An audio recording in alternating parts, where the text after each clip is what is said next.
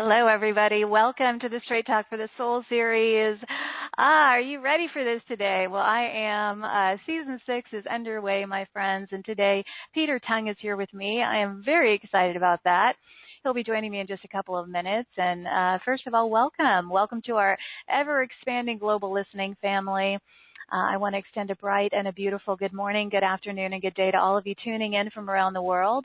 Whether it's your first time joining us or if you've been with us since the beginning of Season 1, it is an honor and a pleasure to have you here. I'm Cari Murphy, by the way, your host and the creator of this series, and I love this platform. It's just expanding with each day and season. It's being cultivated by each of you who are listening from all corners of the globe, and it's such a privilege. I want to share I greatly appreciate all the feedback I've been receiving since our season launch last week. I love hearing from you, and it's very rewarding to hear about the shifts and the transformation and the clearing and upgrading and really just this amplification of understanding and empowerment and healing that's taking place for so many of you out there. It's really an honor and a blessing to provide this space to cultivate a sacred circle for all of us to come together and ignite inspiration in a community that feels safe and loving and completely supportive. And that's my deepest intention, and it really just warms my heart to see that this intention is being realized. Please continue to share your experiences with us. We really value your input. And I want to bring forth the most progressive, cutting-edge information available on this planet today to support all of us. These empowerment seekers like all of you listening, the light workers, the way showers. So thank you for contributing your light, your presence, and energy to this growing community. You matter so much, and I really honor you. You're going to be very glad you joined us today because, as I mentioned, Peter Tung is here. Our topic is the Gene Keys, a journey of enlightenment. Peter has been on a spiritual path for much of his life. Early explorations of chemistry and astrology quickly evolved into studies of alchemy and the afterlife. Over the years, he's gained much insight into humanity's innate ability to transform itself, as well as the illusory veil that separates us from the other dimensions. Peter offers Gene Keys sessions. We're going to talk about that. The Gene Keys take you on your own Grail Quest along the golden path to show you the Gene Keys, or the key Gene Keys, in your own unique profile. The journey reveals to you the shadow energies lurking in your unconscious that are waiting to be transmuted and transformed into your most powerful gifts. What a better time than the beginning of the year for that, right? This truly is a path to your enlightenment that only you can tread. The Gene Keys is a system based upon the link between the Chinese Ching, the 64 hexagrams, and the 64 codons that make up our DNA. Peter was an educator for 30 years and a high school principal for 13 years, during which time the Indigo children provided him with firsthand accounts of their spiritual experiences, as well as the limitations they were facing with the traditional school system. Peter was inspired by these exceptional young people and left his career in formal education and turned his attention to walking his true spiritual path while helping others walk theirs. He now counsels individuals and groups in spiritual emergence, overcoming obstacles, and finding one's true life purpose. He is particularly attuned to the new children, helping them discover the gifts with their supposed challenges, as well as bridging communication between them and their parents, helping each find a deeper understanding of the other. Peter has guided weekly visualization meditations for over 25 years. He began hosting his own online radio show in 2007. Since then, he's hosted 2 radio talk shows, first on Blog Talk Radio, then on Voice America's 7th Wave Network. And having completed 5 years and over 250 shows on awakening to conscious co-creation, Peter's now committed to contemplating, distilling, and modeling the abundant knowledge shared by his extraordinary guests. Now, today on our show with Peter, we're going to talk about his journey from being a school principal to a Gene Key counselor. We're going to talk about the Indigo kids, the dying process, a near-death experience, and what that's all about. And I certainly know what that's about. We're going to talk about synchronicity. We're going to introduce you to the gene keys. I'll talk about the gene key golden path process. We'll talk about the connection to ley lines, earth grids, sacred sites, and we'll also talk about the current energies and the end of corruption. I've had the honor and the privilege of connecting and getting to know Peter personally, and I am thrilled to now have this opportunity to introduce him to all of you. So please join me in extending waves and waves of love and appreciation to Peter as I welcome him to the show for the very first time. Peter, welcome. Well, Cari, thank you. And what a fantastic introduction that was. I think you've covered me from day one to the present. Thank you. Right. Well, you're a fascinating individual, Peter, and I'm so excited. I just realizing that you've never been on this series before, so it's such a joy to introduce you to all these beautiful souls around the country. So, I guess we're going to start with your journey a little bit, Peter. You know, having been a high school principal for so many years, and now you're a gene key counselor. And first of all, I want to thank you for my session with you. As I mentioned to you prior to the call, I had no idea the transformative nature of what I was going to experience until afterward. And now I know why you switched careers. I get it. Yeah. I get it. So, yes. Yeah. And so that gene key session, which lasts just over an hour, really sets you up to get a deep understanding of where we are blocked, where we can't see our way through into living a fully happy and contented life. And so that 1 hour is a really transformative opportunity. And I really liked your words in the introduction when you were talking about the intention of the show, which is to help us shift perception, transformation, and healing, because that's what this is all about. Oh, it absolutely is. Absolutely. So so how long have you been doing the more spiritual counseling, which is the gene key, you only started doing that more recently. You didn't begin with that, is that right? That's right, yeah. So, okay. So the gene key journey began in 2014 with just an incredible synchronistic meeting with Richard Rudd, who was the person who discovered this whole system.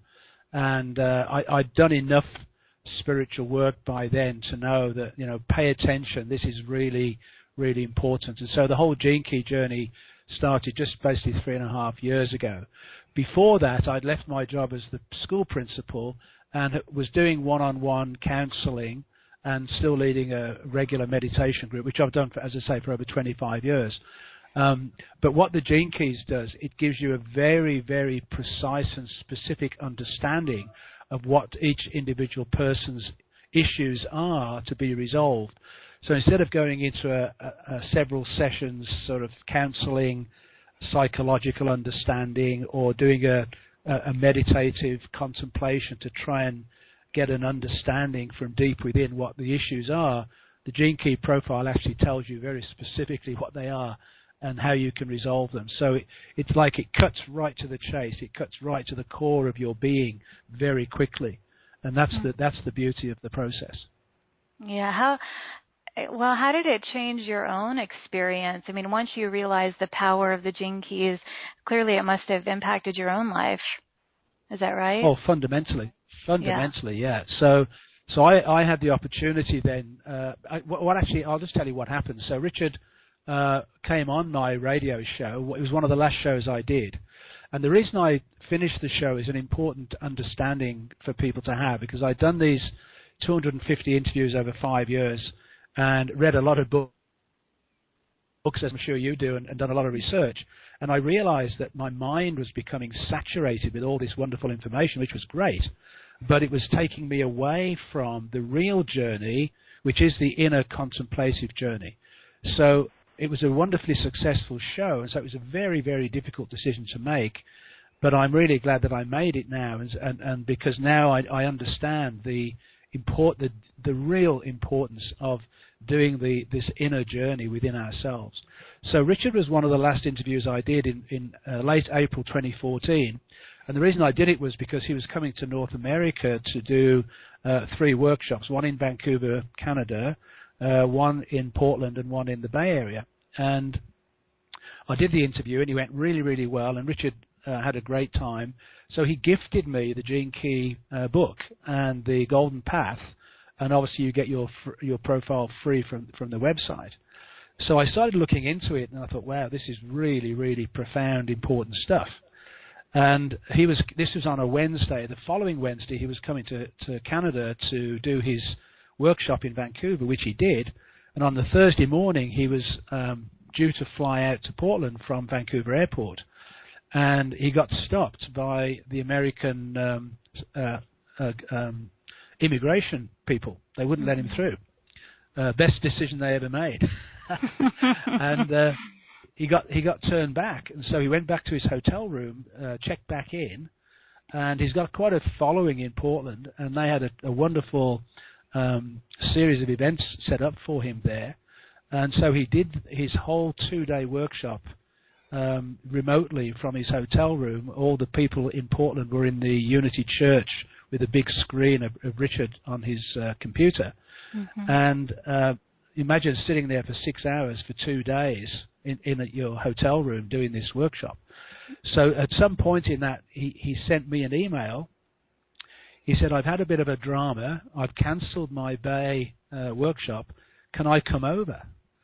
So the next thing I know, he's walking off the ferry to meet me on the Monday morning, and I just thought, wow, this is so significant. And he said to me, Take me to a virgin forest. He just wanted to get out of life, mm-hmm. And we agreed to walk this beautiful forest in Victoria, just outside Victoria, and we agreed not to talk, just to give him the chance to completely exhale and relax from his incredible challenge. And it lasted about 2 minutes. We just couldn't stop talking. We just had this wonderful time. And I said to him, which of your 11 shadows came up, Richard, when you got turned back by the border guards? And he said, all of them. his whole shadow energy just came up. Yeah, he's a wonderful man, a genius, and very humble, and he's here to help us achieve enlightenment through this magnificent process. It's, as you were talking about that, I mean, I couldn't help but think about, you asked him what shadow energies came up, for him.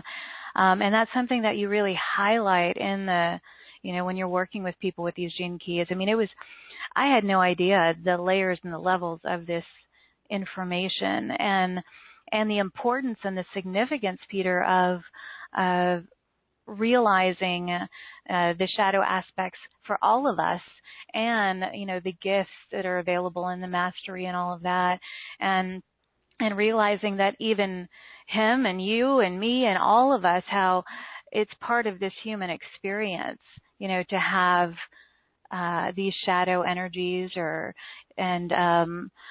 it's just so fascinating to me, because some people think that, in a highly conscious spiritual community, that perhaps there is no shadow or there's nothing of that nature to be dealt with. You know what I mean? So, absolutely, I do. Yeah. And what happens is, as you go through this process, those shadows become more subtle. And so when you've eked out the big ones and you've got real understanding and clarity around that, then it becomes a more subtle process that we still have to pay attention to, and awareness is the key. And I'm sure Richard wouldn't mind me telling you this one little story. He has, as I do, in his profile, the 31st gene key, the shadow of which is arrogance.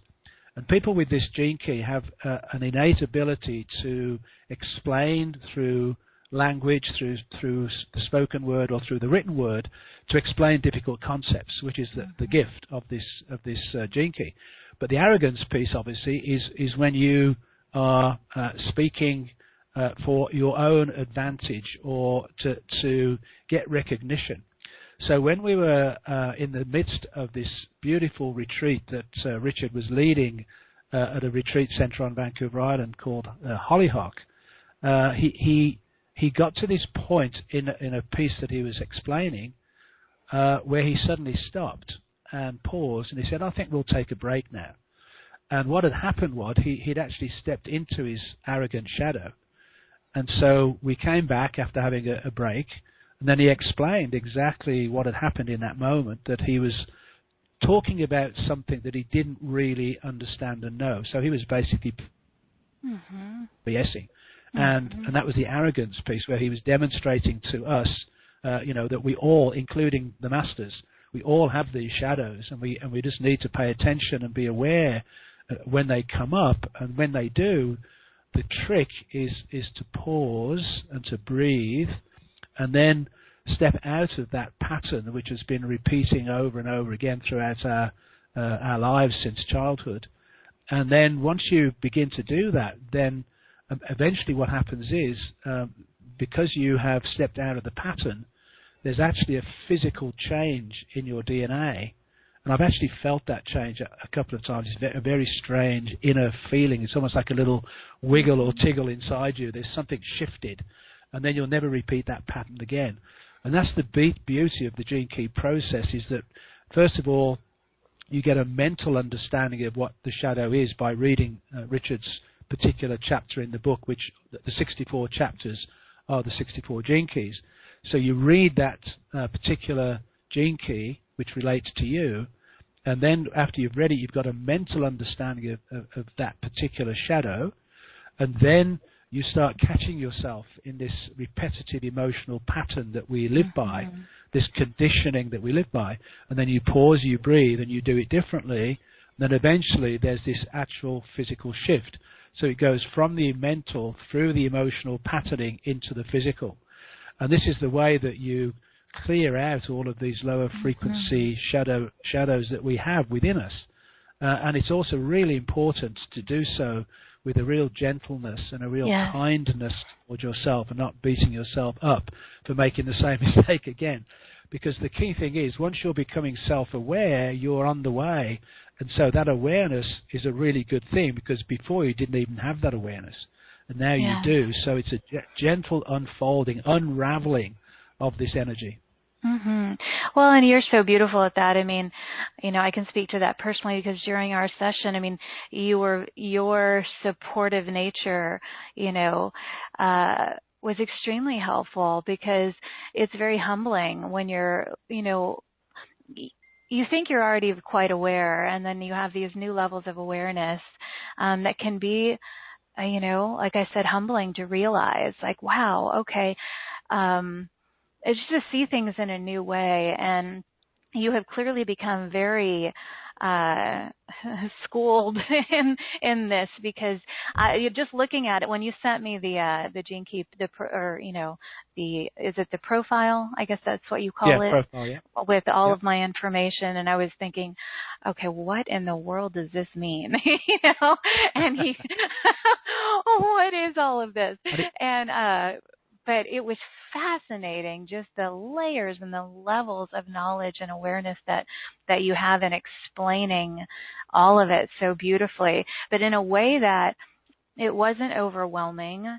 It was fascinating and humbling, but like I said, I still can't get over the changes that have occurred since, when we spoke about a month ago, I guess it was, how it can really impact your life and your personal relationships and your everything. So it's a blessing that you have shifted into this work, Peter. And I want to talk about your connection with the Indigo kids, because I know you worked with a lot of them when you were in the educational system. And how has this awareness with the Gene Keys impacted your understanding of these Indigo kids? Yeah, so I'll just explain how that all unfolded. So I was a fairly regular guy, beer drinking, chemistry teacher, rugby player in the old days, and emigrated into Canada back in 1985, still doing that work.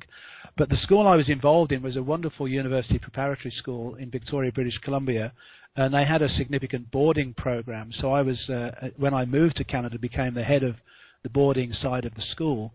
and then ultimately became the school principal of the senior school. So this was 500 students, grade 9 through 12, with roughly 50 teachers. And I had the best job in the world. My job was basically to make sure everybody in the school was happy and doing what they were supposed to do, which I loved. And I was quite good at it too, because I was a good listening ear, and I was always on the side of what's best for the child. So what happened was the so-called Indigo children knew that I had an insight into spiritual life. So what happened was these children started knocking on my door and saying, "Sir, can I have a word?" And yeah, come on in. What's up? And usually they'd say something like, "Well, weird things happen to me, or I know things I shouldn't know," and I just immediately say, "Oh, come and sit down." The other thing that would happen is some of these kids would be sent to me by some of the teachers, because they would be the rebels in the class that wouldn't conform, that wouldn't do the homework, or that wouldn't just wouldn't sit still in their chair and all that sort of stuff. And I began to realize that when these kids got sent to me, that they were being sent to me, although at the time it seemed the teacher was being unreasonable. What I realized was, at a different level, the teacher was pointing out, this child is one of your Indigo children. Exactly. So I eventually blessed those teachers rather than getting annoyed with them. So I'd have these private discussions in the office with these children, and they love deals. So I would say to them, look, if you just promise me that you'll behave in this class and you'll get through the course and you'll get a passing grade, then I'll help you deal with all the stuff that you're dealing with, which is beyond this level, this understanding. And they just loved that deal. So that's what we did. And what that meant was they'd come and tell me specific things that had happened to them, or things that they were aware of. And I'll just give you some examples. So probably one of the most common things amongst these children is precognitive dreams. So they would have a dream, very lucid, very crystal clear, and then that event would actually take place, sometimes in their own lives and sometimes on the world stage. And it was awesome, but it was also scary, because these kids didn't know what they were supposed to do with it, because they weren't given a street name or a date. It just happened in the future, and some of it was tragedy, was disaster. So in that sense, they weren't quite sure what to do. And I just say to them, look, when you wake up, just record it, put it down, describe what happened, and just leave it alone, and then just see what happens. Because what does happen is when you do that, those dreams and those awarenesses become even clearer. And that ties into the 17th gene key, which is, I didn't know then, obviously, is far-sightedness. That when you can get over the shadow of opinion, then you can start having these awarenesses of future events to come. And the siddhi of that gene key is omniscience, which means that you're all-knowing. So when you can step up into that highest frequency of that divine quality of omniscience, then you have this incredible ability. Now, I should say that there are very few people walking the planet who have full-blown siddhi frequency. And what tends to happen with most of us is that the Grail Quest is really the journey from the shadow into the gift. So when we're living in the 11 gifts that are our profile, then what that really is a preparation for when any one of these siddhis might descend upon us. And so we've been prepared for that moment. And from the people I've worked with, what I've noticed is most of them will have glimpses into those siddhi states of bliss, joy, peace, harmony. And then as soon as you start analyzing it or thinking about it, it goes away. So one of the knacks we have to develop is when we have that very wonderful feeling of ecstasy inside, is just to allow it to be and not go into the mind, because that's when the ego kicks in and stops it from happening. Yes. So coming back to the children for a minute, probably the most remarkable students I had was I think the most spiritually aware young person that I've ever come across, and she had something called synesthesia. And synesthesia is considered a disease by the psychiatrist. It's the greatest gift you can have in this world. And synesthesia is when your senses cross over. And so there was one morning in late February, the cherry blossoms were out here in Victoria. It was a beautiful sunny day. And this young woman, she was in grade 11 at the time, she came skipping into my office and said, "Sir, this morning I heard the flowers open." And this young lady eventually ended up in an art class in Florence in Italy, and she was doing this painting and she was getting very frustrated, and she suddenly shouted out, "Geez, this green just doesn't taste right." And the professor took her to one side of that class and he asked her some questions, and he said, "You have synesthesia. Some of the great Renaissance painters had it." And in that moment, her life changed, because she didn't know what this was before that. She had these awarenesses of these different senses crossing each other, but she didn't know what it meant. But now, all of a sudden, she was given this freedom, because she'd been sitting in lectures, listening to the professors explaining what this particular painting was about, and she was thinking, that's not it. Because she could hear the celestial music of the painting. These Renaissance painters had this gift as she does. And you used the word overwhelming and earlier about the gene keys. And one of the things about her life is it can be overwhelming, because when she has a clairvoyant vision, which quite a few of these indigo children have, it won't just be a vision, it will be all the senses kicking in, the fragrances, the sounds, the sights, the senses, they all come in simultaneously. So you can imagine how that can be a very overwhelming moment. Yeah. Yeah. Do you work with many of the indigo kids now in your work? Not so much. So most of the early indigos, who were the real rebel rousers who came to change the system, are now in their 30s. So I do work with some of them now, but I don't work with the children now, although interestingly there may well be another opening back into a potential school. Because what happened was, this was 12 years ago, I left my job because I realized that our particular system of education doesn't suit these children. They don't learn in a logical, sequential way. Yes. They learn in much more a mandala, pulling things into a sort of central vortex. That's how they learn, and it needs to be experiential. They need to get their hands on, and they get the concept so quickly that when, let's say, in a math class, someone was teaching a quadratic equation, they'd be bored within 2 minutes because they get it immediately. The teacher teaches it, and now they've got to sit there for 15 minutes while they drone on. So then they disconnect and they go and travel, Yes. And they go, they'd go out of body, and then we put them on medication because they're considered ADHD. Yes. Well, I think it was Doreen Virtue used the expression ADHD is really attention dialed to a higher dimension. All right. Which I think is a wonderful description of these kids.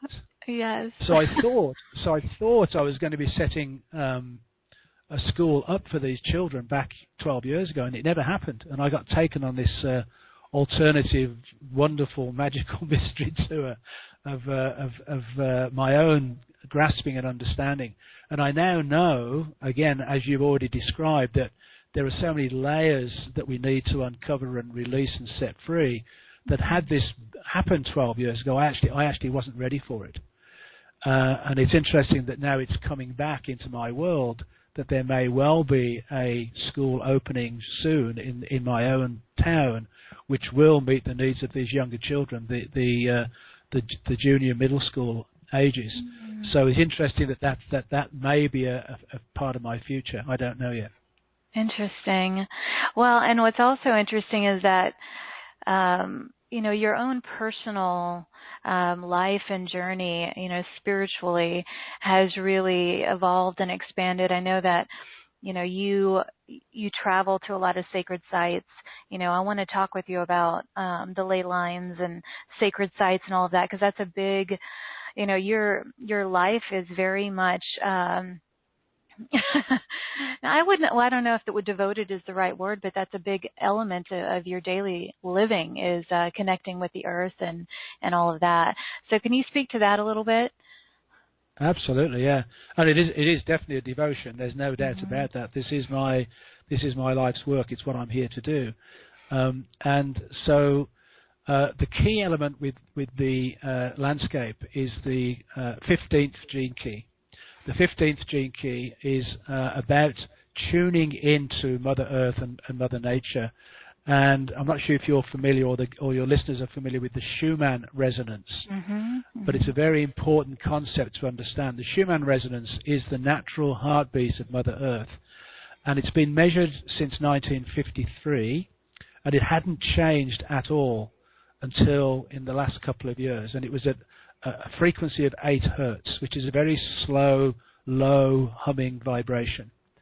And what's taken place over the last 18 months or so is that the Schumann resonance has been spiking up to unprecedented frequencies, going up to in the teens and then into the 20s and the 30s. And I think it was on Easter Sunday last year that it went up over 100. And so what's happening is Mother Earth is shifting her own vibration into higher frequencies, but she can't stay there, because if she stayed there, we'd all go mad, because our brains wouldn't be able to adapt fast enough. So what she's doing is she's entraining us. She's slowly but surely raising the brainwave frequencies so that we can shift into this higher awareness. So with the frequency going up, it means our brainwave patterns can now operate at a higher frequency, so we become more aware of these higher states, these higher frequencies. So it's assisting us in shifting from the shadows into the gifts, in other words.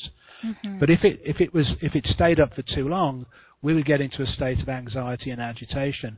And I'm sure some of our listeners today have had that experience when the Schumann resonance spikes, that they themselves get into a state of agitation. And what we need to understand is what we want to do in that moment is to really slow down and tune into that vibration, because it's slowing down rather than speeding up, because the natural frequency is quite low. So when we spend our time sitting literally in nature and tuning into her, then what happens is we start magnetizing the natural world to ourselves. So the animals, the birds, the trees, the plants, the land itself will start connecting. And so paying attention to that's really important. And the 15th Siddhi is fluorescence. It's about our own flowering within. It's about creating our own Garden of Eden, our own Shambhala, our own Nirvana within. And so what we've learned to do, we actually started working with the land before the Gene Keys, but now what we understand is the Gene Keys provides this phenomenal framework, this solid grounded base for us to go out into the landscape and do this work. So these ley line grids flow all over the planet. There are 2 great circle lines that go all the way around the planet. There's a male line and a female line, and they cross over in just 2 places on the planet, Lake Titicaca and Bali. And it's interesting that this volcanic activity has been taking place in Bali recently. And so these are the 2 great circle ley lines, and they interconnect with all these other ley line grids that run around the planet and link into the crystal grid system of the planet. And so when we go to sacred sites, what we're doing is tuning into those particular frequencies at that particular site, whatever that particular quality might be, and anchoring in these higher frequency energies, so that we're sort of acting as conduits, as living, conscious, breathing channels of energy to download from the higher realms, from the heaven worlds, if you want to call them that, or the Siddhi frequencies, and bring those energies down and into the frequency of the land itself to connect deeply with Mother Earth. So it's like we're taking all the star systems of the night sky and anchoring those energies down and into the Earth itself with conscious intention. And so this becomes a beautiful co-creative process that takes place to ground this energy in. And so these sacred sites that are all over the planet are these places where this strong vortex energy is held in place through these energies, and then from those sacred sites the energies run out through these ley lines. And it's a very benevolent, supportive energy of us. Yeah, what kind of experiences have you had lately or more recently. As you know, I know you do a lot of these things. So, is there anything you could share that was fascinating or interesting that's happened recently in your connection with these ceremonies that you have? Well, I think you must be telepathic, Cari, because I wasn't going to talk about this, but I will talk about it now as you've asked that question. Part of the sacred sites across the planet is something called landscape zodiac.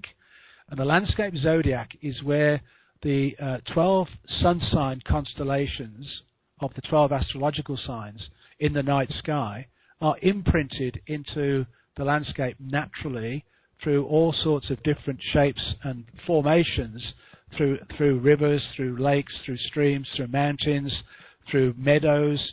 And it was in the 1910s, 1920s that a woman called Catherine Maltwood in England, in Glastonbury, discerned the existence of this landscape zodiac in modern times. They were known about historically, but they came back into consciousness back then.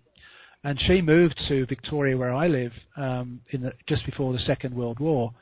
And we discerned back in 2010, through a group of us, but the woman who actually discerned it was a woman called Mary Dowds. And Zia, who I work most closely with, and I started hosting monthly landscape zodiac gatherings with people and taking them out into the landscape, which reflected that particular sun sign constellation in the land, and doing sacred ceremony. So one of the belief that the high-level astrologers have is that the 12 days of Christmas is actually a reflection of those 12 sun signs in the night sky. And what you do is you connect with each of the 12 signs for one day. So one day represents 1 month. Mm-hmm. Between Boxing Day, December the 26th, and the Epiphany, which was on Saturday, this last Saturday, January the 6th. The Epiphany is the 43rd gene key, which is all to do with the heart chakra. So what Zia and I did after Christmas was we walked our own landscape zodiac every day, going into each of these different frequencies of these different effigies carved in the landscape, and did ceremony. And we did ceremony with tobacco, with dried rose petals, with red and white carnations. And so what you're doing is you're essentially making it known consciously that we appreciate Mother Earth herself, what she offers to us. And so we go into this beautiful, loving, heart-centered connection when we're at that site, and then we leave an offering to her, either, again, whatever feels appropriate, whether it be in the water, whether it be inside a tree. I've noticed, for example, in very powerful spots in the landscape, there's a link between the stone and the tree. You'll see there are often trees growing on stones, which is a sort of remarkable thing in itself. But this is one of the connection between the living frequency of the tree, the plant, and the living consciousness of the rock, which most people wouldn't believe has a living consciousness, but it does. Mm-hmm. And so what we experience, I would say, the most significant feeling that we would have on these journeys is this overwhelming peace, that we are in this absolute co-creative balance with Mother Earth herself, and that we are honoring her and she's honoring us back. And I mean, we're traveling around over these 12 days, several kilometers to go and visit these different places, but there's an underlying frequency of energy that links them all together, because we've done these ceremonies since 2010. And so you just get this complete wholeness of the whole profile, this sort of disc. Wow. It's like a disc of consciousness. And so what we have done is linked our own landscape zodiac with other landscape zodiacs in the world. So we've been to the heart of the landscape zodiac in Glastonbury in England. We've been to the heart of the landscape zodiac in Rennes-le-Château in France. We've been to the heart of the landscape zodiac in Santa Fe, New Mexico, and linked them together so that they're all part of a collective frequency. And just to finish that story off, I only just found this out in the last month. But in Stonehenge, you see those massive monolithic structures. Well, inside those huge structures is another set of structures of much smaller stones. And these stones are made out of Preseli bluestone, which only exists in the countryside in Wales, some distance away from Stonehenge. And we now know why they went to the trouble to bring those stones to Stonehenge, because the Preseli bluestone is the stone that links all of these other sacred sites around the globe together. Wow. So Stonehenge is almost like a command center of these frequencies. Wow.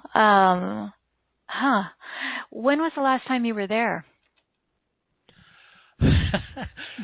Stonehenge, I had a remarkable experience there. I did some work with these two young guys. Actually, I met one of them today. He lives in, this is wonderful synchronicity. He lives in Kyoto, Japan, and he's about 6'7", and he's a beanpole. And his buddy was only about 5'6" and had this great big orange hair. And the two of them were hilarious. And what they were doing, they were going around basically smashing open all of the old conservative ways of being. And they called themselves the Saints of British Rock. And they had a little rock band, and they played this music, and they were there basically to open up us to another way of being, to perceive the world differently. And they did these sword fights on all the sacred sites that we went to anchor those energies in. And so I actually had the opportunity to go into the actual stones of Stonehenge, because they're now closed off to the public, except for on the two solstices. But we actually got into Stonehenge officially, having to pay some money to do so, very early in the morning before it opened to the public. And we actually were inside those stone circles, working with these guys. This was back in 2010. And they actually, amazingly, somehow were allowed to do a sword fight right in the middle of those stones in Stonehenge. Wow. And it was absolutely crazy. It was a crazy journey, but it was a magnificent one. And they also ended up in Tintagel, down in King Arthur country, with the sword fight happening right on the cliff top, right above Tintagel Castle, where allegedly King Arthur was born and grew up. So it was an amazing journey. So yeah, I was in Stonehenge, but for me, Stonehenge has become so corrupted by materialism and money and commercialism, just as Rosslyn Chapel has as well, which is really sad. So for me now, when I go to that part of the world, the place I'd like to go to is Avebury Stone Circle, because Avebury is actually, the stones are actually, the village is inside the stone circle. So far they haven't found a way to cordon it off, to charge money to go in. But you can really connect deeply with the stones themselves, which is a beautiful thing. Now, I have heard a rumor that they are planning to cordon it off and make people pay to go in, which is just shocking.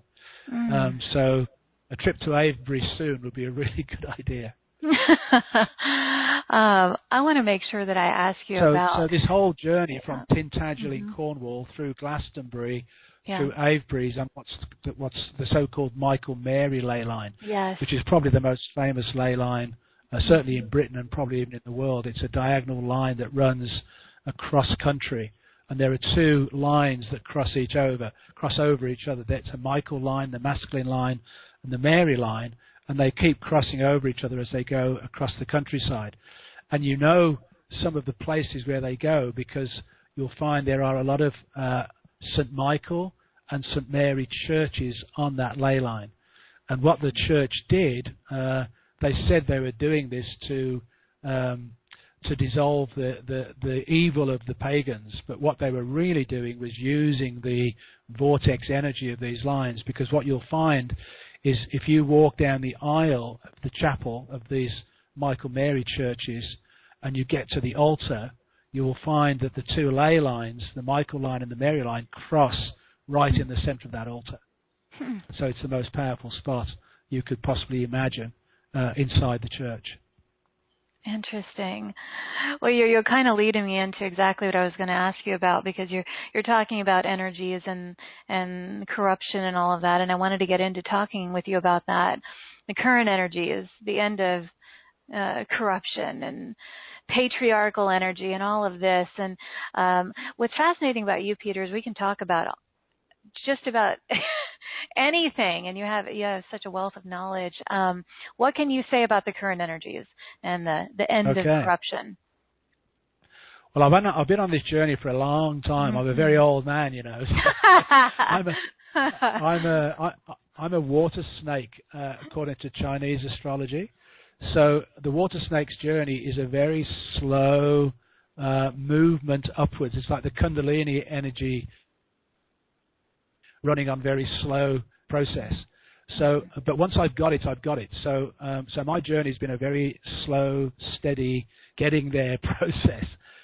So I've accumulated all this awareness in the background. But the current energies are really important, and this end of corruption, the end of patriarchy, is hugely significant. So I do want to talk a little bit about that. And I would go back to October the 10th this year. Last year, 2017, was an immensely important day. It was October the 10th, so that's the 10-10, and 2017 is also a 10, so it was a 10-10-10. Mm-hmm. And on that day, Jupiter moved out of the sign of Libra and moved into Scorpio. So I'm going to explain that in a little bit, because this is key to our understanding of what's happening. So Scorpio is the deepest, darkest sign in astrology. It's the underworld. It's all the stuff that's not spoken about. It's taboo. It's all that deepest, darkest perversion of life. And Jupiter is the most expansive, biggest, most beneficial planet that there is. So if you imagine on that day, Jupiter moved into the sign of Scorpio, and what it's been doing is illuminating all of that stuff that's been hidden. And so that began this emergence of this corrupted world in which we've been living. And we've known about it in bits and pieces, but we haven't known the depth of it, and we haven't known the interconnected nature of it. So what then happened was around about November 20th, I think it was, the king of Saudi Arabia asked his son to create a department of anti-corruption in Saudi Arabia. And that led almost immediately to the arrest of 20 Saudi princes and all of their administrators. The private airport was shut down, and all their assets were frozen and confiscated. And what emerged out of that was the connection between those Saudi princes and the Podesta group, who were the funders of the Clinton Foundation for Hillary Clinton's last go at becoming president. So immediately following that, there were these thousands of sealed indictments issued in America. Now, those sealed indictments have not yet been released, so we don't know who the people are. Sealed indictments are criminal charges being laid against someone, but they're sealed, so we don't know who it is, and that usually means it's because they're part of a bigger group where they need to get hold of everybody, or it's someone well known. What we do know is where those sealed indictments were being issued in terms of the different states, and the majority of them were being issued in California, Texas, Florida, New York, Washington, D.C., as well as a few of the other states. And those sealed indictments have not yet been opened. And then all the sexual assault, pedophilia stuff started emerging. Mm-hmm. And so all of these pieces are interconnected. And it's all about the global power elite who have been running things in those shadow lurking corners without most of us knowing the truth, and basically holding us hostage in the world. And the great news is it's coming to an end, because it's all going to be revealed. And one of the real challenges around this is, how do you reveal this very deep, dark secret out into the world? you're looking at some of the most horrific things that could happen, particularly to children. Mm-hmm. And how is this going to come out into the world where the people themselves are not going to lose it? So it's got to be brought out in a very careful and very well-planned way.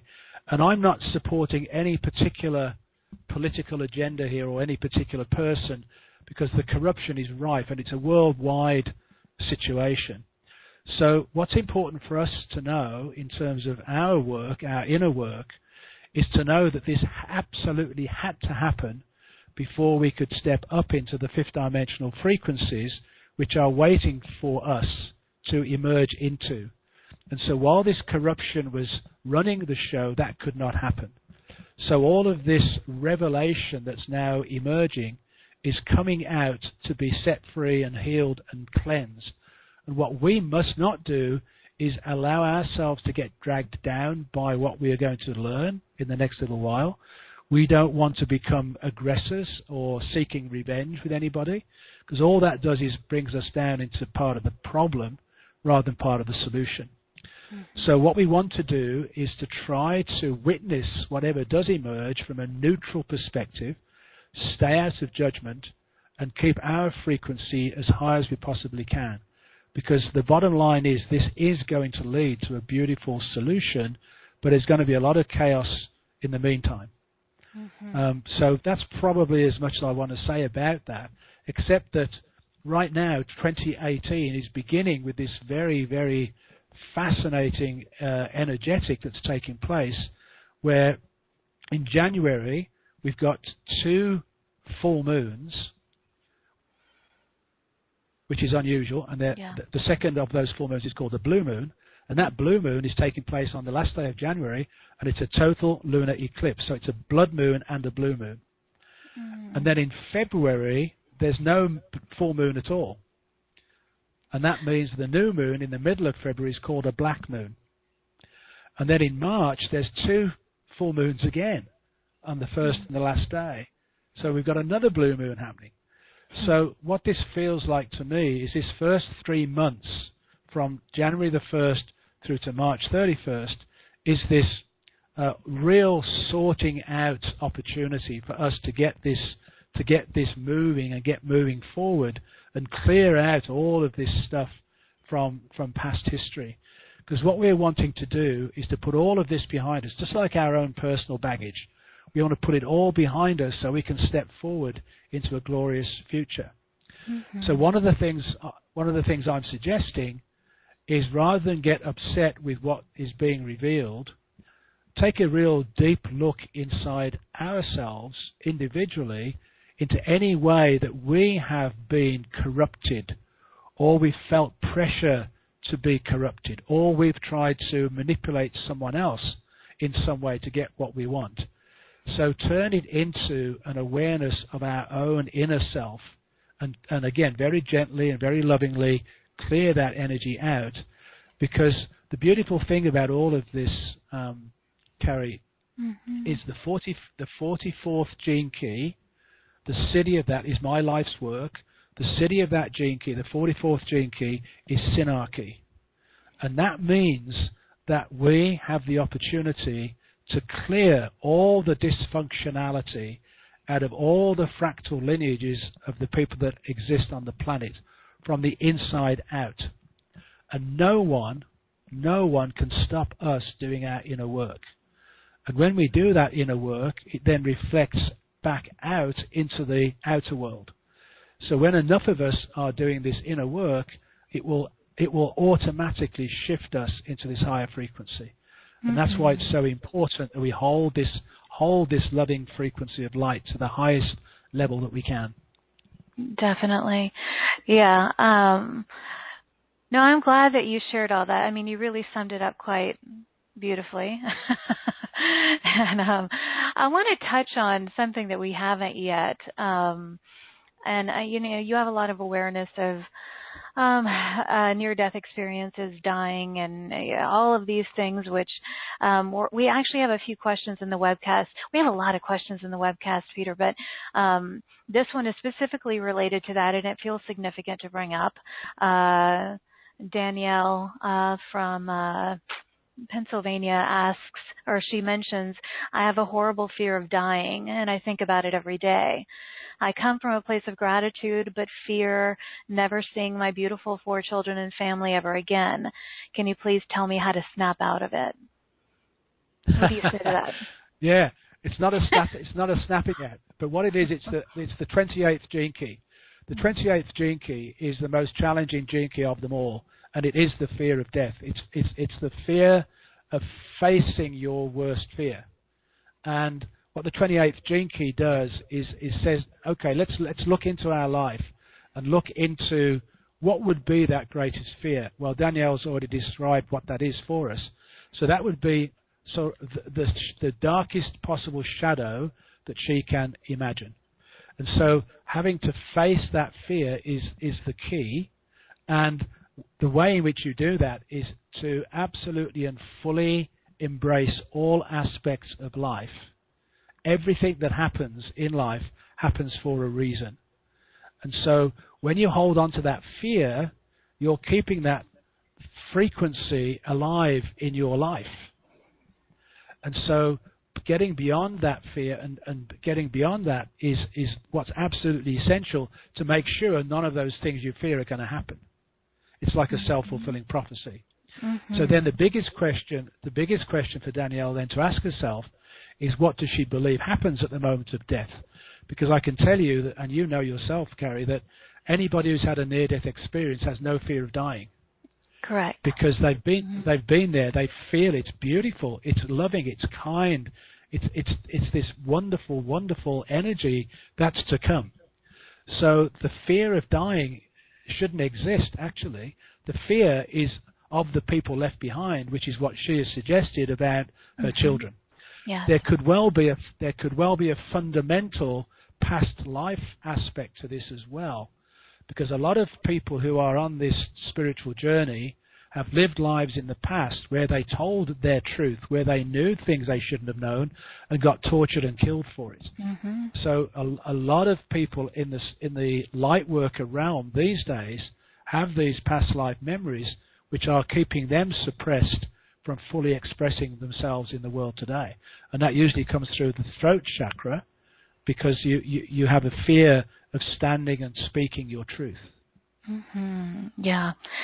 Now, and I think so much can be revealed in a private session with you on things like that, because, but I think at least we stepped into that a little bit. And we have so many people who are talking about loving the gene keys that Cynthia here says, I just got introduced to the gene keys. It's like someone unlocked my brain and understood how I have been my whole life. Absolutely amazing work.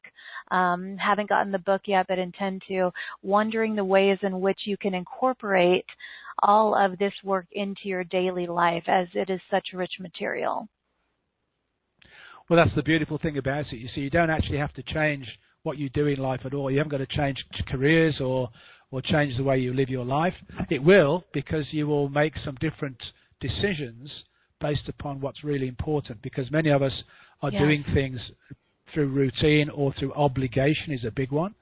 And so you will change, but you don't have to change. So what you can do is incorporate the gene keys into the way you live your life now, and what will happen is your whole perception of what is will shift.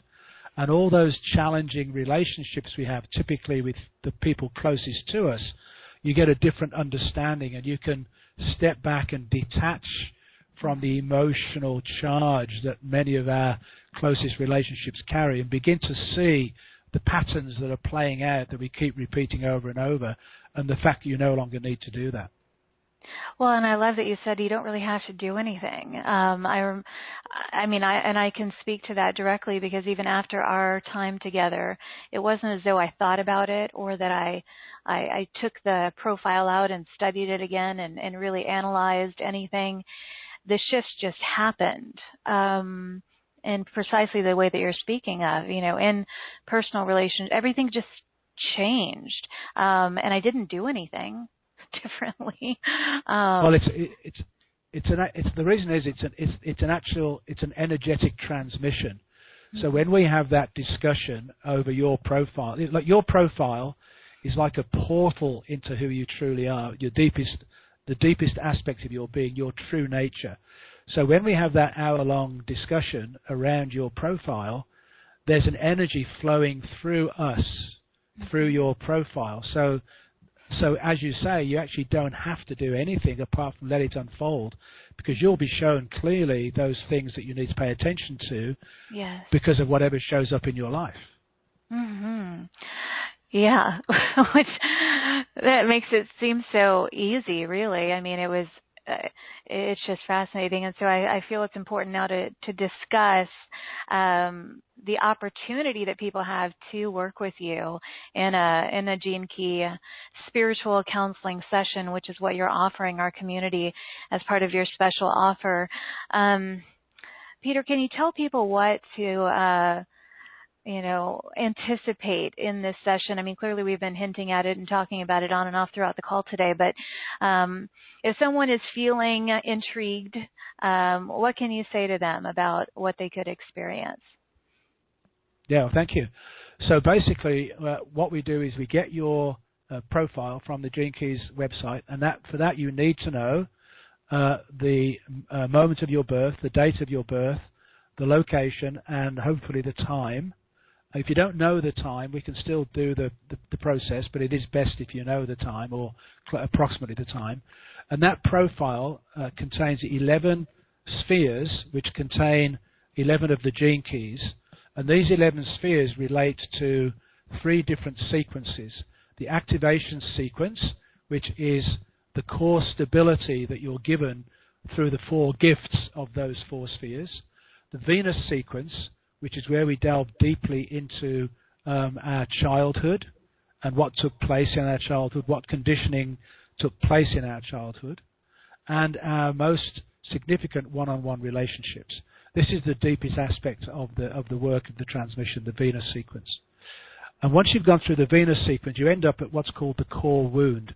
And the core wound is a fascinating aspect of the work, because it's the ancestral wounding that's been incorporated into your DNA at the moment of conception through your matriarchal and patriarchal lineage. So one of the things we've agreed to do in this lifetime is to clear the ancestral wounding through the core wound. And the beautiful thing about the Gene Keys is it tells you exactly what that shadow frequency is and how we can clear it. Mm-hmm. That then leads us into the 3rd sequence, the Pearl sequence, which is how you bring all of this inner learning about ourselves back out into the world in service. So the Pearl sequence is where we now bring it all back out in what we're going to do in the future, but it also brings us into our own place of personal freedom, contentment, prosperity, abundance. And that's how we go through the 3 sequences. So in the session, you'll have the profile, I'll have the profile, and we'll first of all get a sense of what you want to get out of the session, what your intention is, if there are any specific issues you want to understand better or resolve. And then I will lead you through how the Golden Path profile works, and then we'll get into the specifics of the Gene Keys. There's a number before the decimal point, which is the number of the Gene Key, which is the same number of the hexagram in the I Ching. And then the number after the decimal point is the line of the hexagram that you're functioning on in that Gene Key. And that's the sort of theme through which you'll play out that Gene Key in your life. So we'll then go through the 11 spheres of your profile, and I'll give you indicators of what you may want to be looking at in your life, what things from the past that have taken place are still running these limiting shadow frequencies. And so within this 1 hour, if you choose to get the book, and obviously you don't have to, but if you choose to get the book, which I'd strongly advise, the book describes the 64 Gene Keys. You don't read it like a book. You read your 11 Gene Keys in the sequence of your profile. And the book describes the shadow frequency, the gift frequency, and the Siddhi frequency of each of the Gene Keys. So this is where you get this clear mental understanding of these processes that are still running your life. And so that's what we will go through in that 1 hour. And that 1 hour actually sets you up for the next 9 months of your life if you continue to work with this process through on a consistent basis. And so you'll start unraveling these lower frequencies that keep you limited to the life that you're leading, and opens the door up into your complete freedom. And I just want to add a key piece to this, Cari, is most of us live our lives based upon the past and what's happened in the past, and the repetitive way in which we live our lives on a daily basis, which then creates a future which is predictable based upon that repetitive life pattern, all the habits that we live by. And the person that I'm finding incredibly helpful in resolving all of this is Joe Dispenza.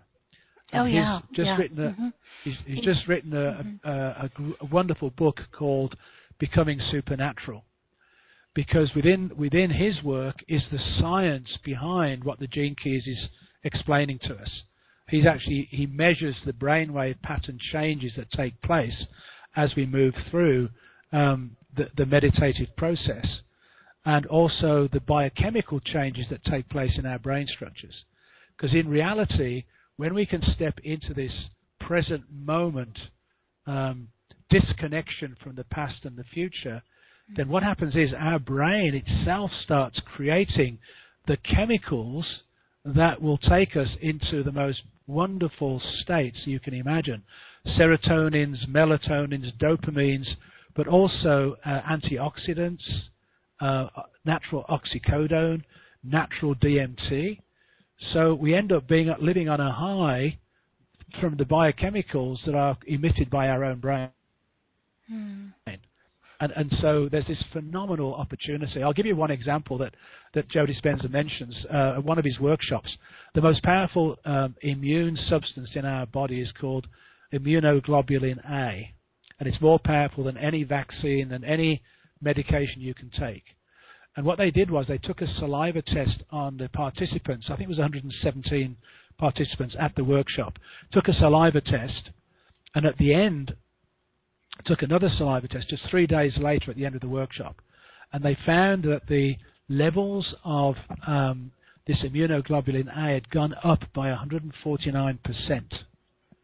Just in 3 days of spending time in deep, quiet, contemplative meditation on things like joy, peace, love, connection, and also the cortisol levels dropped by about 20%. Because it's the cortisol and adrenaline that keeps us on guard, keeps us on edge, and keeps our stress factors up. And so this process is what leads us to this very calm, loving, centered state. So I'd recommend people check in with Joe Dispenza, and the book is called Becoming Supernatural, because I feel it's a wonderful complement to the Gene Key work that we're also doing. So that was a long answer to your question. No, it was wonderful. No, it was wonderful, and I highly recommend this one-on-one session with you, because it goes far deeper than just describing and explaining their profile. I mean, you have a wonderful, beautiful way of combining your spiritual counseling into this session. So it's not just a defining of the Gene Keys. I mean, it's a very interactive experience for people.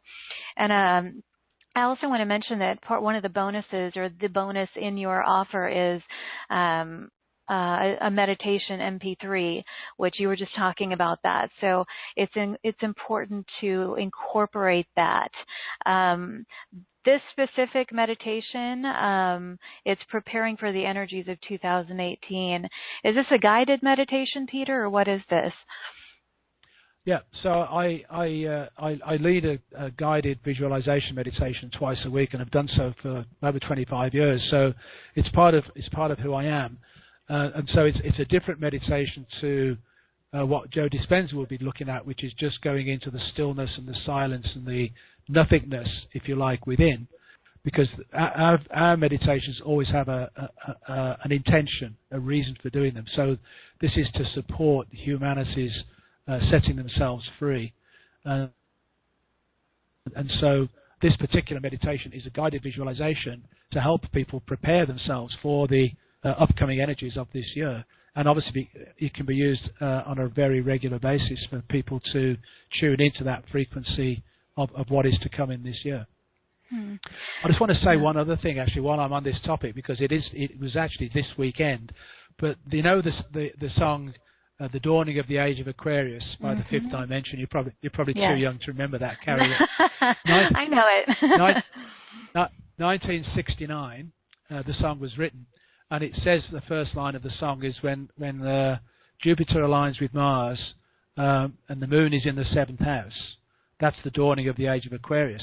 Well, this weekend, right now, Mars and Jupiter are conjunct each other, and the moon has just moved through Virgo and Libra in the last few days, which are the 6th and 7th houses. So this is only the third time since the song was written that this has actually taken place. So to consider today the dawning of the age of Aquarius in the gene key profile, it's the 55th gene key, which takes us from the shadow frequency of victimhood into freedom. And so I'd urge our listeners for the show today to pay attention to whenever you're in a state of victimhood. And we know when we are, because it's when we're either blaming or complaining. So when you catch yourself in that process, and we all do it, every single person, including me, including Richard Rudd, we all do it. We catch ourselves, we breathe and we pause and we step out of that, and we take full responsibility in our own lives, in our own world, for whatever it was we were about to complain about or blame someone about.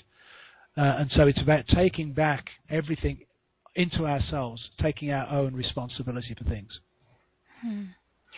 Yeah, and that's something, like you said, that none of us are immune to. In mentioning, Peter, what the frequency or the energies right now, it kind of ties into a question from the webcast. Cheryl Lee has said, "I'm a healer, feeling something strange is going on in the atmosphere today. A strange pressure.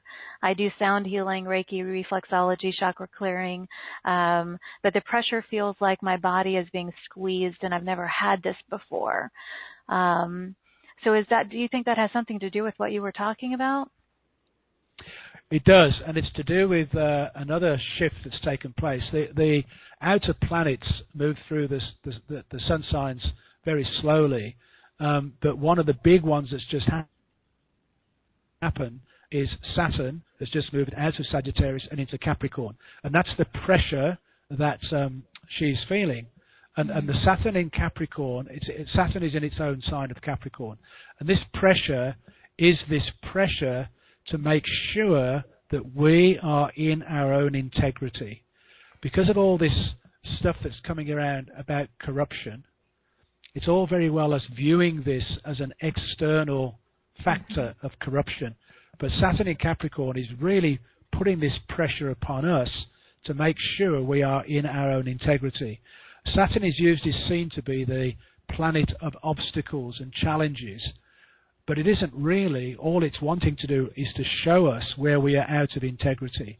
So this is the pressure that's on right now, is to make sure that we are in our full integrity and we're living our lives for the greater good of all humanity. Mm-hmm. So as this, you can imagine there's a lot going on below the surface that's not being revealed. So those people who are sensitive are picking up on that energy without necessarily knowing what it is, which creates this agitation, this uncertainty, this not knowing. And we have to become comfortable with not knowing and trust that it's all going to unfold in a way that serves humanity in its highest good. Beautiful. Peter, someone by the name of Sarah is asking, or she's saying, I'm very sensitive. I can even feel the tree consciousness and nature frequency, but at the same time I am never grounded. Why is that? And how do we ground ourselves efficiently? Okay, great question. So there's a couple of things there in terms of these highly sensitive people that do have this ability to become aware of the connection to nature, to the trees, to the landscape as well as to people. The first point I would make with people who are that sensitive is that I don't know what sun sign that she is, but she could well be a Pisces, because they don't have the normal boundaries that most of us have. So they pick up on everything, but they don't have a clear boundary of what's theirs and what's someone else's. So in wanting to be empathetic and understanding of people and of Mother Earth herself, it's very important to create clear boundaries within yourself, and that comes from the inside out frequency. The grounding is really, really important, and people who have a lot of line 5s and 6s in their profile, those correspond to the upper chakras, the throat, the third eye, and the crown. And so these people have a tendency to leave their bodies very easily, which is what she's talking about here. Mm-hmm. So she's not grounded, because the first thing she will do when she feels stress is to leave her body. Well, when you leave your body, you're leaving it unprotected. So what's important is to bring that energy down and in very gently and very easily. And a technique that I use is to sit very quietly in meditation, and I just put my hand above my head, and I just use my hand as a measure of my willingness in consciousness to descend into the body. So I just start very gently bringing the hand down in front of the eyes, in front of the nose, in front of the mouth, in front of the throat, and just bringing it down very gently and very easily, and seeing where the first level of resistance comes, that my consciousness doesn't want to go any lower. And I was working with a woman about 3 weeks ago on her profile, and we were talking about exactly this, because she's not well grounded. And she said, it was only 3 years, she's an adult, it was only 3 years ago that I realized I had feet. Now we can laugh about that, but we can also think, wow, no, she was living her life right up in the top of her head. And so her body has been left neglected. So the grounding is about getting down into the body, and when you feel that resistance to not going any lower doing the body, turn inside and go into the actual cellular structure, because that's where the DNA resides, inside the cells. And it will take practice and it will take time, but it's very, very important for people who live up and out to feel comfortable and safe inside their bodies. Yeah. So then do that same exercise a few days later, and see if you can get a little bit deeper into the body and get lower down. And eventually, you want to get right down to the base of the body and right down into the biggest, most dense aspects of our bodies, which are the thigh bones. They are the thickest, densest aspects of us. So if we can get down into the cells in our thigh bones, we're now going to be well grounded. Mm-hmm. The other thing that people need to do who leave their bodies very easily is to nurture their physical bodies so that their physical bodies feel valued and loved. Because when people leave their bodies very easily, their consciousness is not inside the physical body. So the physical body feels neglected. So for those people that do that, they want to find ways that make their body feel loved and valued. Not their mind, their bodies. So what is that? It could be having a nice quiet soak in a hot soapy bath. It could be listening to some beautiful music. It could be sitting out in nature. Mm-hmm. For your particular listener who asked this question, though, the most important thing for her to do is to actually sit at the base of a tree and invite the tree to help ground her in, because she connects with the tree. She communicates with the tree. So she wants to find a solid, grounded tree, like a massive redwood, and just sit at the base of it and invite the tree to help her to ground down, like into the base of her body, just like the roots of the tree go down into the ground. So she brings herself down into that place. And it can be a real challenge for those people who've never been down that deep in their bodies. Mm-hmm. Now that feels really important for a community like this, where so many of us are needing to be grounded, and so that was important information. And so Cari, you relate to that yourself, do you? Oh, sure. Yeah. Okay. Yes. Yeah. So, and I know, so many of our listeners can relate to that as well. And I'm getting feedback in the Q&A saying that. And I want to mention, I know a lot of you are asking in the Q&A here about specific information on your particular gene keys from Peter, and we're going to kind of leave that for the private sessions. And don't you agree, Peter? Let's just. Can you just choose one so people can get a bit of a sense of what I do? Okay, let me see. Which one do I want to go to? Sure, absolutely. Okay. This is Melanie. No. Let's see. Okay, Melanie says, in my vocation sphere, there is 62.1. Impeccability, precision, intellect. Line 1, production. What's that all about? Thank you for your wisdom and insights. It's powerful and life-changing. Okay, so thank you. So on the profile, this says vocation, but half of that gene key should actually be the core wound. It's the one error in the profile. So the first thing then for Melanie to know is to really get an understanding of that gene key. She needs to know that this is not just to do with her. This is to do with a family lineage of this frequency of the 62nd gene key. Now, in the core wound, the line 1 is the base chakra. The base chakra is all about safety and survival. So this means then that in your family lineage, there is a deep, profound fear that is so deep, people don't even know it exists. This is the most deeply repressed energy that can exist. So there's a primal fear that runs through the family lineage. And the 62nd gene key of intellect means that there's been an overemphasis within the family lineage on the left brain logical sequential mind. So there's been a deep-seated fear within the family to follow any intuitive guidance that wants to come through, because there's some deep-seated fear around doing that. So it means that people will hang on to what a good example would be people who talk to us about our weird way of being, and they'll throw science at us. And they'll say, well, there's no science here. Science says this, science says that. Well, the bottom line is they don't understand science, because our modern day science, our quantum science, incorporates this absolutely beautifully. So what they're really doing is hanging on to something that they can see as solid and reproducible, which is the scientific method, which is completely intellectual. And it doesn't allow for any intuitive insight. And what we're now realizing is our whole model of life based upon the atom isn't true. The atom isn't anything like we've been led to believe.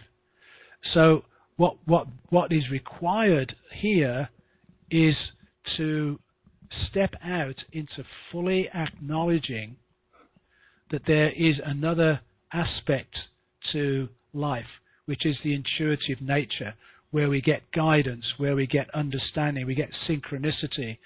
So what's really important for Melanie in her future work is to balance the two together, allowing the intuitive to rise and then use the intellect to create whatever it is that's arising from deep within her, from her intuitive side. Now, when you get into the vocation, line 1 is about a unique creation that you have inside you to bring out into the world. So Richard Rudd has line 1 in his vocation.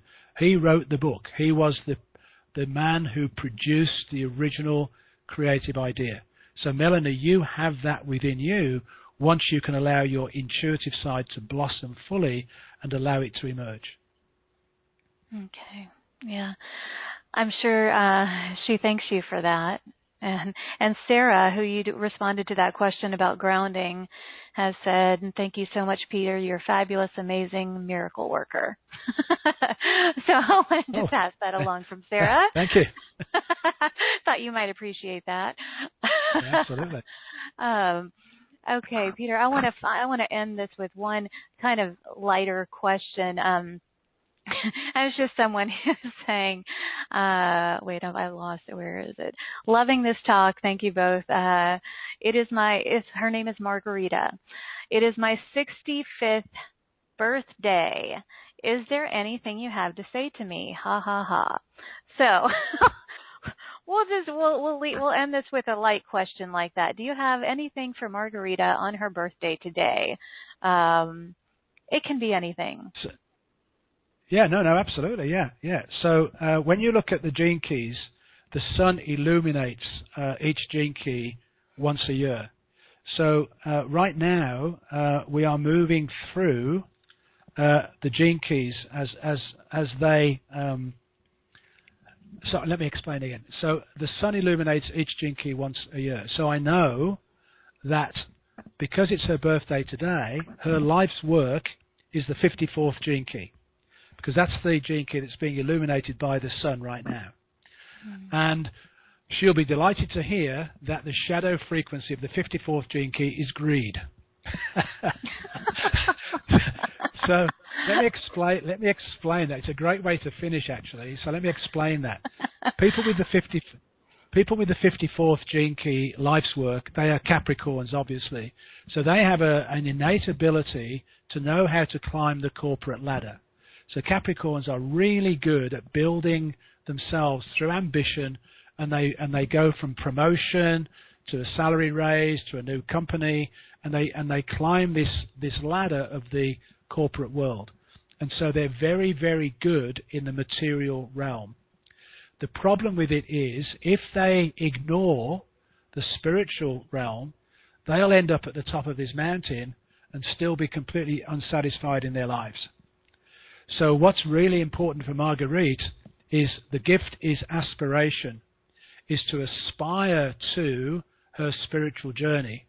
And then you take all the learning and all the resources that you gathered in the material world and bring that into your spiritual evolvement. So you have all the groundwork laid to set yourself on this path of your spiritual aspiration. And the city of this gene key is ascension. So the mountain goat of Capricorn climbed the material mountain, now collapses that, climbs the spiritual mountain, and then the two become one and become the horn of the unicorn. So I'm going to suggest that, Marguerite, for your birthday, get yourself a beautiful picture or an actual item of a unicorn and stick it up somewhere proudly, and see that as your intentional motivation to become ascended in this lifetime. Wow. I'm sure she's thanking you right now. I can feel that. Happy birthday, Margarita. And we have so many people writing in, Peter's just saying, this has been great. Love this, love this. Jean Marie says, it's so exciting. Can't wait for my session. A lot of that going on. So, Peter, this has been a wonderful, wonderful call. And you are just a wealth of information and just compassion and love and everything. It's such a beautiful blending of frequency that you bring forth. And I've loved this time together. It's been great. Thank you. Well, thank you. I've really enjoyed it too. You're a wonderful host. Thank you. Thank you. And to everybody who's joined us, I hope that based on the feedback we're getting already, that this has been informative and interesting and fascinating. And I hope that you'll take advantage of the beautiful private session with Peter. It's $111, and we always have the 2-pay option. So you can pay that over 2 months if that works better for you. So I highly encourage it if it resonates with you and your soul. And I want to say I'm honored and grateful to have spent all this time with each and every one of you. Thank you for adding your light to this sacred circle. And I hope that you feel into this group harmonic here and trust that there's love here for you. And thank you for your contribution. And thank you for opening your hearts. It's a privilege to walk beside you on this journey. I am sending waves and waves of love and light and gratitude directly from my heart to yours. May you feel it, receive it, Offer it to everyone you encounter today or tonight, wherever you are in the world. We will be sending out your replay email a little bit later with the link to Peter's wonderful offer, or you can also find it at straighttalkforthesoul.com/marketplace, and just click on Peter's picture. Okay, guys, between now and our call tomorrow, give yourself a huge, soulful, energetic hug from me. And as I always like to say at the end of every show, give yourself full permission to shine instead of shrink, express instead of suppress, and own that amazing glow of yours. I look forward to connecting with you all in this playground of light again tomorrow. Bye, guys, and bye, Peter. Thank you again. Bye. Bless you all.